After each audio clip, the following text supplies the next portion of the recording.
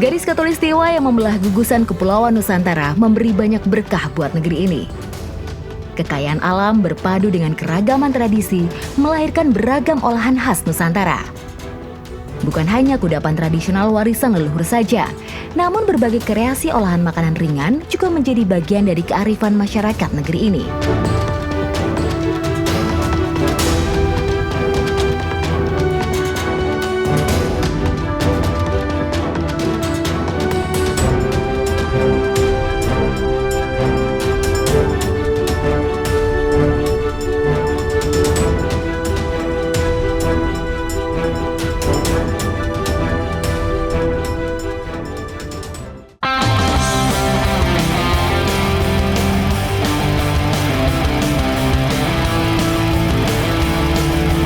Jadi di sini tuh banyak nyafar, ya nyafar yang kita tuju ini namanya Toren Tubun Silain ya Bu. Toren Tubun Silain namanya. Nah, jadi masyarakat di sini biasanya lebih banyak menghabiskan waktunya di rumah kebun. Nah ini saya dengan Mama Nona, Mama.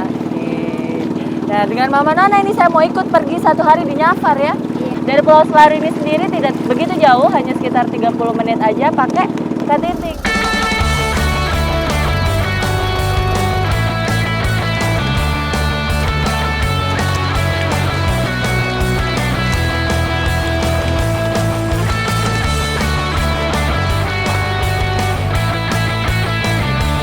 Berada di ujung Pulau Selaru, Desa Adaud menjadi bagian dari wilayah Maluku Tenggara Barat yang diberkahi pulau-pulau kecil nan eksotis. Terdapat banyak nyafar atau rumah kebun masyarakat di Pulau Adaud.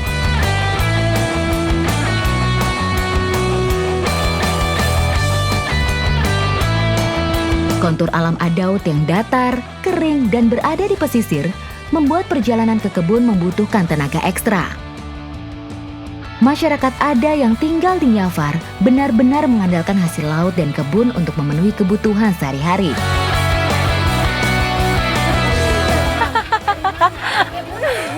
Lalu lintasnya padat. Wih, Sikong. Berarti sudah tanda-tanda dekat kebun ini ya. Nah, jadi ini kebunnya ini, kalau satu nyafar, ini di arealnya ya, dikasih batas. Iya. Tapi di dalam ini juga ada areal-arealnya sendiri. Nah, yang paling pertama ini punya tuan tanah ya. Baru punya Mama Ata sama punya Mama yang lain-lain ya, terbagi-bagi.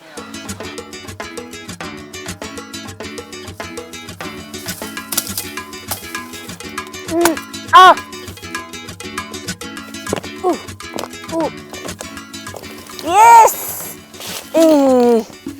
Besar sekali. Ini kalau satu orang nggak keangkat, sabar.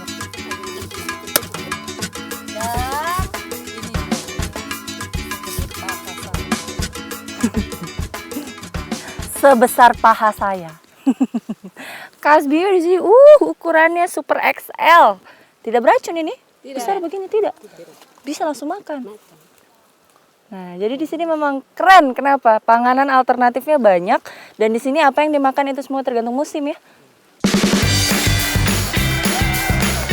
Singkong yang tumbuh di sini berukuran lebih besar dari biasanya. Jika dilihat lebih dalam, batang dagingnya berhimpitan dalam satu tangkai. Bentuknya seperti singkong gajah, namun di sini tumbuh secara alami, tanpa stek atau disambung. Buah batang kasbi sangat sedikit mengandung protein, justru banyak terdapat di daunnya. Kasbi kaya akan karbohidrat dan juga tinggi kalium yang bermanfaat untuk membantu mengatur detak jantung dan tekanan darah.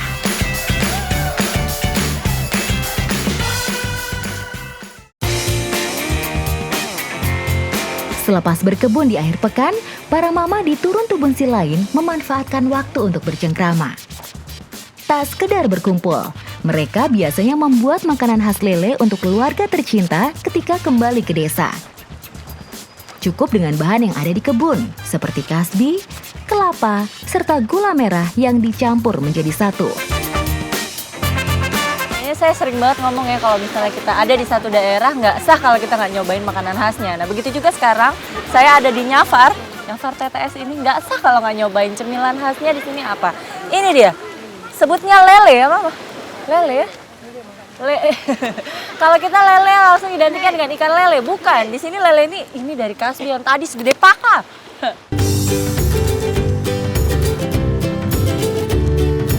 Adonan yang telah tercampur dibuatkan wadah alami yang menyerupai mangkuk dari daun kelapa muda, yang nantinya akan digulung sampai semua terbungkus rapat.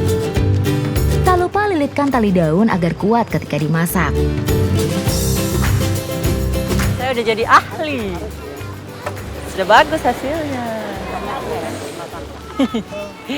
Sebentar aja, dan buatnya nggak sesusah yang dipikir. Emang pertama tuh bleber-bleber gitu keluar tumpah-tumpah, tapi ternyata 4 kali trial aja sudah berhasil.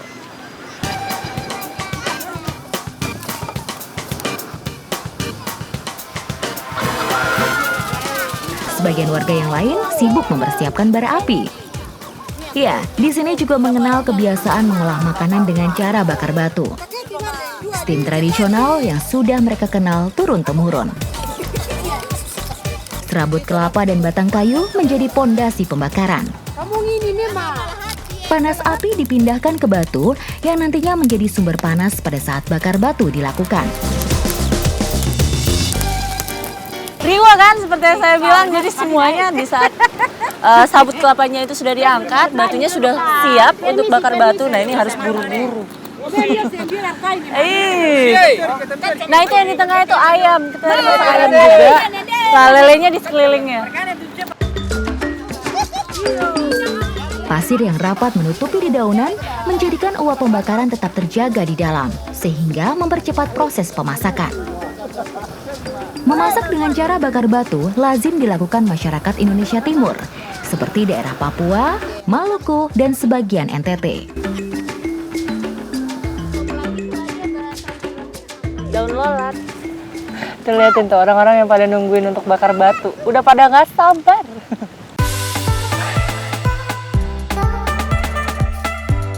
Bahan pangan karbohidrat seperti kasbi sangat baik diolah dengan cara satu ini. Bakar batu juga dipercaya sebagai satu-satunya metode memasak yang menjamin tetap tersimpannya vitamin B1 yang kaya akan garam mineral. Sudah, ini sudah boleh makan? Sudah. Selamat makan. Nah, ini Ayo makan bersama. ini biasanya juga nggak dihabiskan karena biasanya masyarakat di TTS ini kalau bikin bakar batu setengahnya dibawa pulang lagi ke desa sebagai oleh-oleh untuk anaknya yang ada di desa. Nah, itu rasanya kalau misalnya bingung ngebayanginnya persis kayak lemet. Nah, kebayang kan ada manisnya, rasa gula merahnya, kelapanya. Nah, tapi ternyata begitu dimasukin pakai kuah ayam ini disebutnya masak kuah ayam apa? Ayam rica. Tapi rasanya seperti ayam woku ya, Manado punya ayam woku. Iya, karena pakai kunyit. Nah, ini asamnya begitu ketemu dengan manis yang ada di lele ini. Ini enak banget. Di mulut saya semuanya gabungnya pas, asinnya pas, rica wokunya pas, Yang marahnya apa orang jadi? manisnya pas, itu semuanya kawin di mulut saya.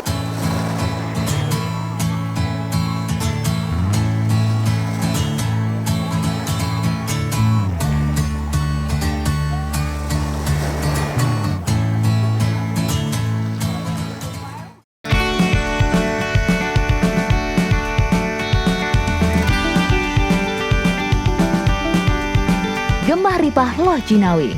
Itulah ungkapan untuk memuji kesuburan dan kemakmuran tanah Indonesia. Pujian tersebut tidaklah berlebihan.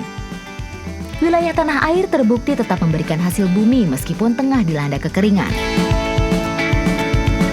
Warga Desa Sahan, Kecamatan Nunkolo, Kabupaten Timor Tengah Selatan adalah saksi dari melimpahnya berkah Sang Pencipta di bumi Nusantara.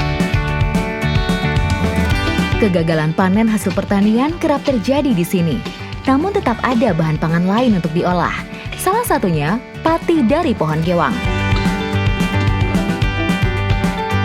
Gewang yang dipilih ini memang sudah usianya puluhan tahun.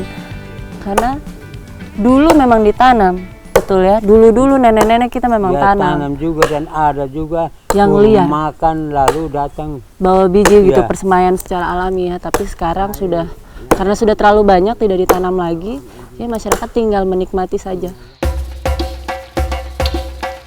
Di Nusa Tenggara Timur, pohon gewang ibarat warisan dari para leluhur.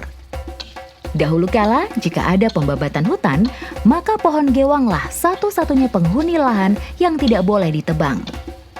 Hal tersebut diyakini karena pohon ini mampu menjaga kehidupan anak cucu di kemudian hari.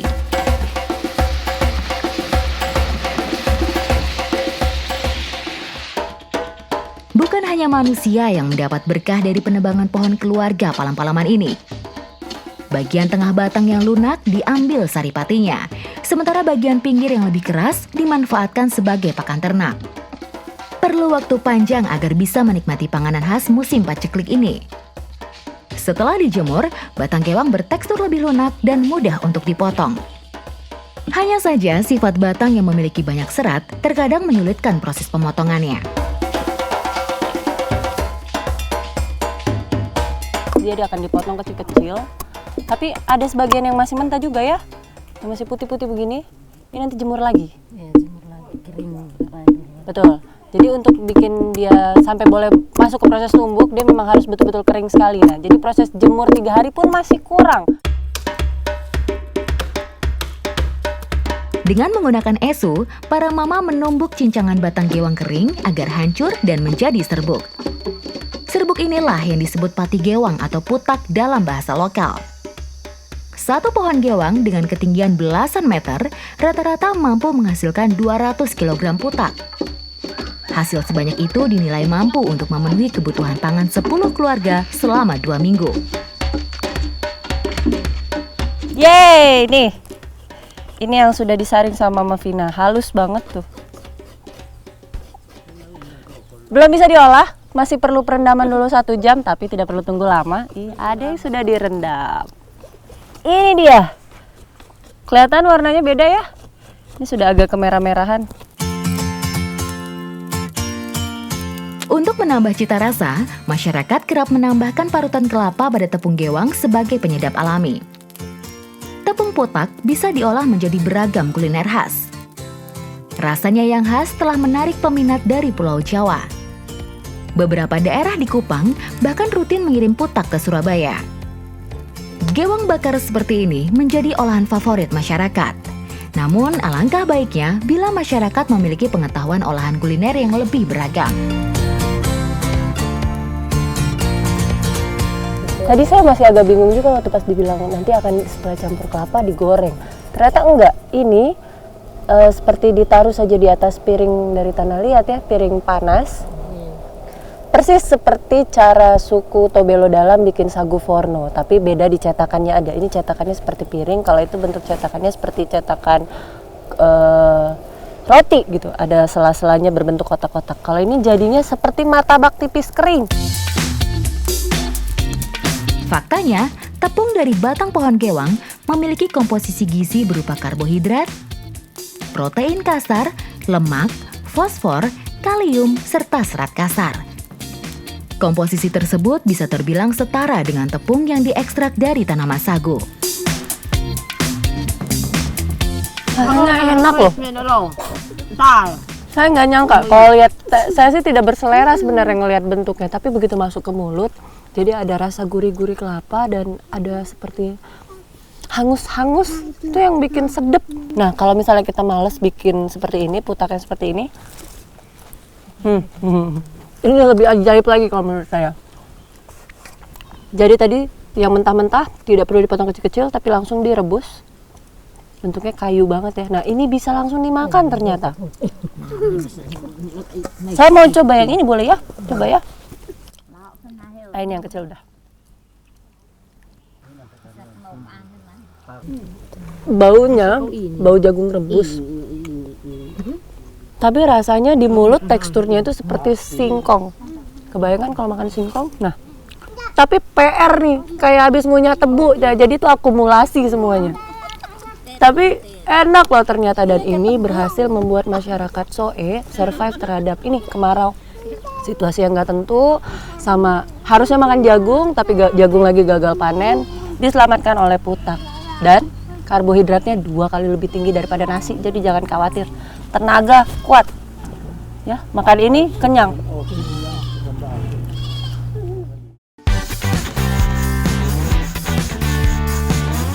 Catatan sebuah perjalanan memang rasanya kurang pas jika tanpa ditambah koleksi kamus kuliner lokal.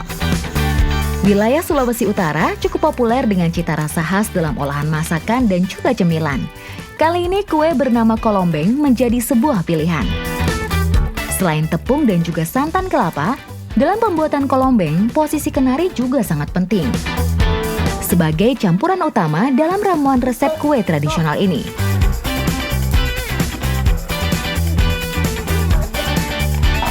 Nah, jadi setelah kenarinya itu dikasih rendam dengan air hangat, nanti kan dia punya kulit luar itu terbuka, lalu akan dicincang-cincang seperti ini. Baru bisa langsung dikasih campur di adonan.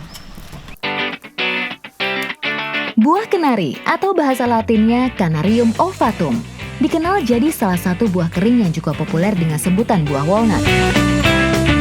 Kenari memiliki komposisi kandungan gizi positif yang bermanfaat bagi manusia. Menurut sebuah penelitian, buah kenari kaya akan asam lemak omega 3 yang merupakan nutrisi yang penting bagi perkembangan otak. Untuk melengkapi cita rasa, biasanya daun pandan digunakan sebagai wadah adonan kue kolombeng. Daun pandan dikenal sebagai satu komponen yang penting dalam tradisi boga di Indonesia sejak dahulu kala. Daun beruas panjang ini biasanya mengeluarkan aroma yang khas setelah melalui proses pemanasan, baik itu pengukusan atau perebusan. Kue kolombeng menjadi salah satu cemilan yang sering dikonsumsi oleh masyarakat Sulawesi Utara. Selain memiliki rasa yang enak dan legit, kolombeng juga memiliki banyak manfaat karena terbuat dari bahan-bahan yang kaya gizi. Jadi ini memang pas anget-anget begini enak ya. Ini kan enak ya, makan dong. Nah, bau yang kentara banget itu bau dia punya pandan. Gitu ya. Nah, kalau begitu dikunyah masuk mulut rasanya persis sekali seperti dodol, tapi ada crunchy kacangnya aja. Gampang kan? Tadi tahu kan cara buatnya seperti apa? Bisa diaplikasikan sendiri di rumah sebenarnya. Ini mudah. Dan lihat, anak-anak juga suka. Ini tinggi gizi loh. Tadi bayangin ada gula merahnya, lalu ada kelapanya, lalu ada pakai kenarinya juga. Kenyang ini lumayan.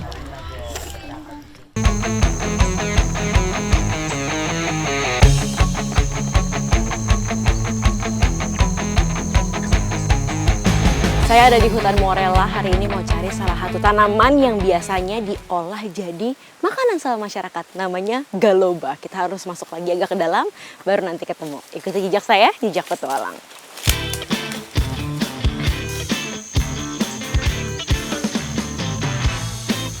Hasil alam yang akan diambil kali ini cukup menarik.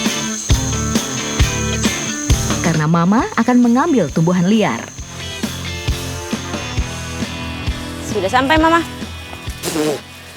Wede, sudah sampai kita di tempat galoba.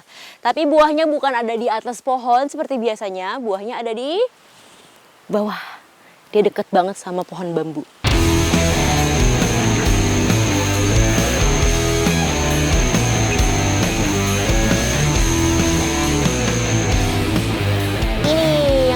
Buah galoba, bentuknya itu kayak bunga yang belum mekar ya, jadi masih kuncup. Nah ini baunya enak, baunya manis, terus segar kayak buah.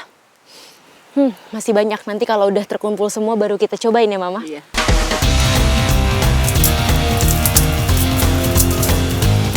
Hornstetia aliacea atau pining bawang adalah sejenis tumbuhan penghasil buah.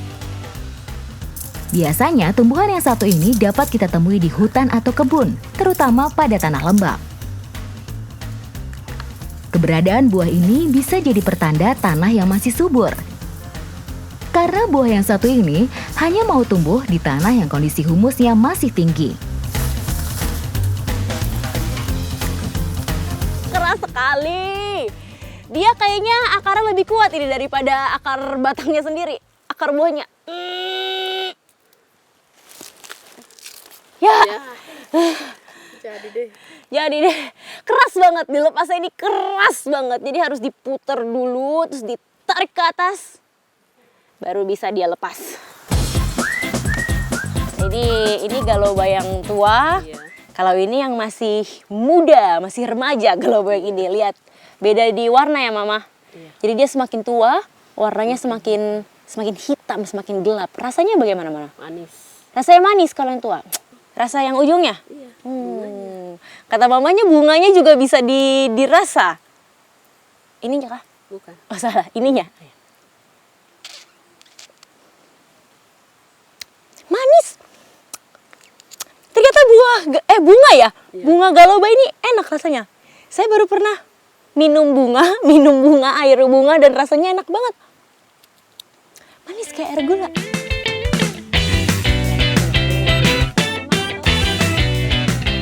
Ini dia nih, buah galobanya. Ini tuh menurut saya bentuknya kayak jagung, tapi versi mini. Soalnya lihat itu, biji-bijinya banyak banget, jadi mirip kayak jagung. Langsung dimakan, Mama. Iya.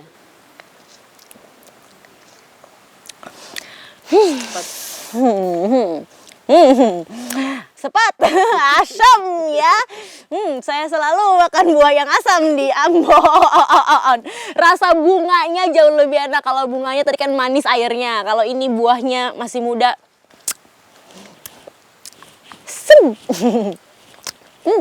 Coba. Ini sekali. Coba ya.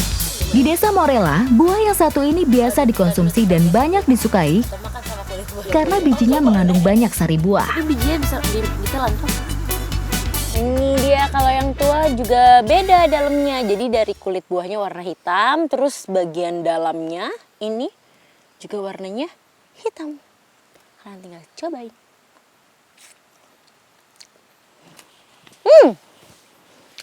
Tetap asam, tetap asam, ini lebih kencang justru asamnya.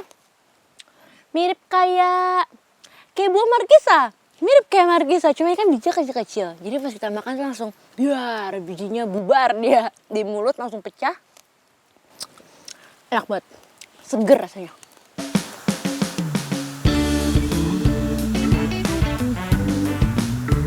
Galoba juga memiliki banyak manfaat, seperti membantu mengobati penyakit asam urat, diabetes, kolesterol.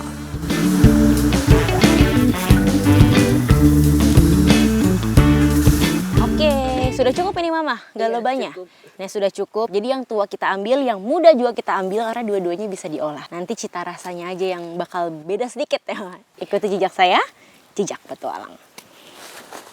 Ya.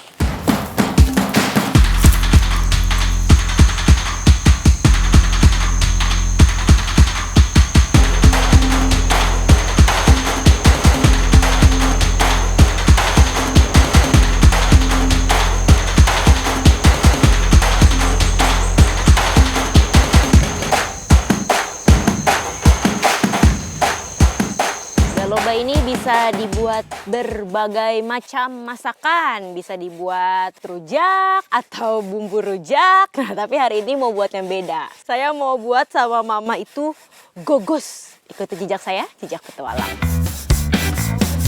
Gogos adalah makanan khas Ambon. Panganan yang satu ini mirip sekali dengan gogoso Makassar atau lemper yang biasa kita jumpai di Pulau Jawa. Perbedaannya, gogos tidak berisikan suir ayam, melainkan ikan. Atau yang akan kita buat kali ini, berisi galoba. Dia salah satu rahasia sukses kalau masak gogos itu ada di ketannya. Jadi ketannya harus legit ya. Jadi campuran gula sama santannya harus Gula, garam, santan. gula garam santan harus pas.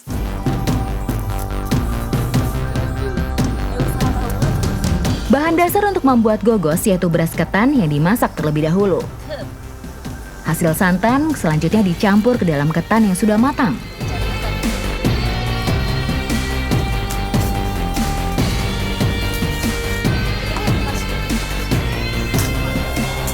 Ini gogosnya kita buat kecil-kecil. Terus nih kita gulung jadi bentuknya mirip kayak lemper. Iya. Kecil aja. Satu gogos isinya 2 galoba.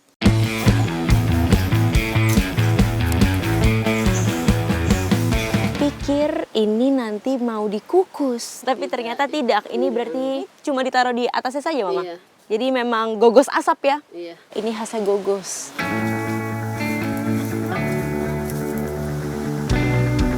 Makanan tradisional yang satu ini dimasak dengan cara diasap.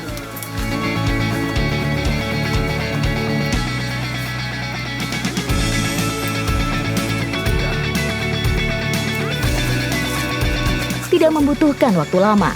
Cukup beberapa menit saja, gogos sudah bisa dinikmati.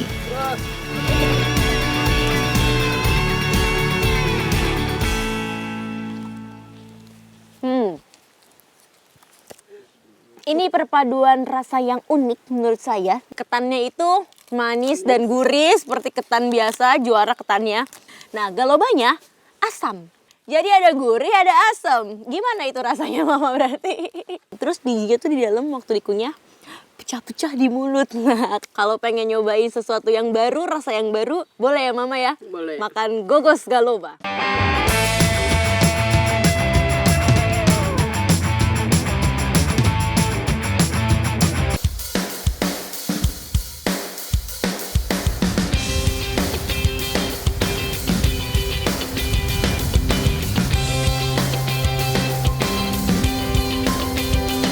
Letak geografis Papua Barat yang berdekatan dengan sentra perdagangan rempah dunia kala itu cukup menguntungkan. Salah satunya adalah Distrik Kokas, Kabupaten Fak-Fak, Papua Barat.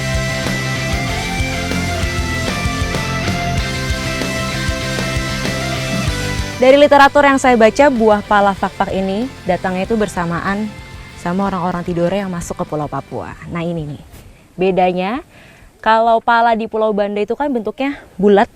Nah kalau di sini pala Fak-Fak itu bentuknya lebih lonjong dan warnanya lebih coklat. Jadi mirip buah pir tapi ukurannya lebih kecil.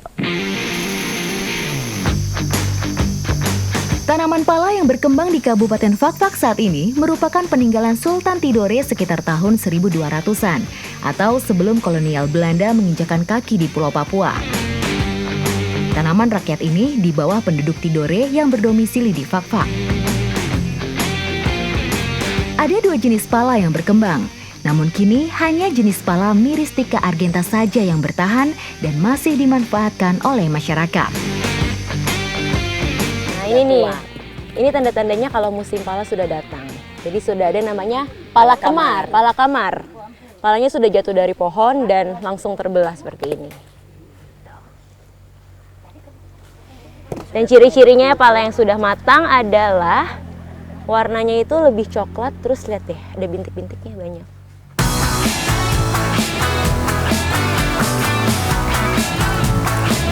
Biji pala menjadi salah satu komoditi ekspor yang diunggulkan. Cara asar atau pengasapan yang dilakukan secara turun-temurun seperti ini diyakini dapat meningkatkan harga jual kelak ketika diserahkan pengepul. Setelah diasap nanti semua biji palanya ini akan pindah ke sini, ke tempat penyimpanan. Dan biji pala di sini tak pernah dikasih habis ya Bapak Tengah.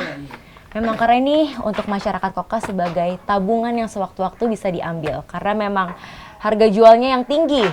Nah sekarang setelah selesai berpanas-panas dan sesak nafas, saya mau masak sama mama-mama di bawah.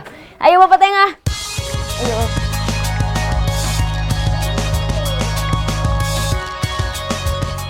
Nah, ini bagian terbaiknya, mengolah pala menjadi kuliner istimewa. Para mama di sini tak hanya mengajarkan bagaimana cara memanen buah pala, tetapi juga akan membuat kue khas pala yang ditambahkan dengan resep sirup pala di dalamnya. Wah, membayangkannya saja membuat air liur langsung menetes.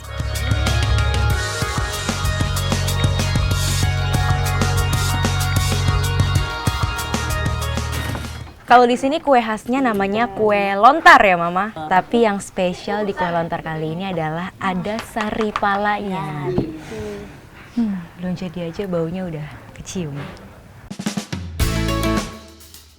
Lontar mirip seperti egg tart asal Belanda. Bentuknya sedikit menyerupai pie.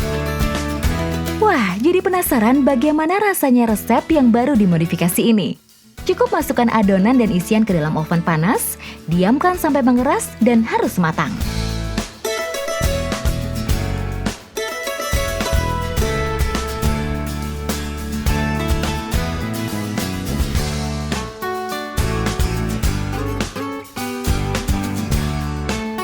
Rasa manjat pohon pala ditimpuk pakai buah pala. Rasa asar, wah sudah terbayar. Ini benar-benar rasanya enak. Yang pasti yang bikin beda adalah baunya.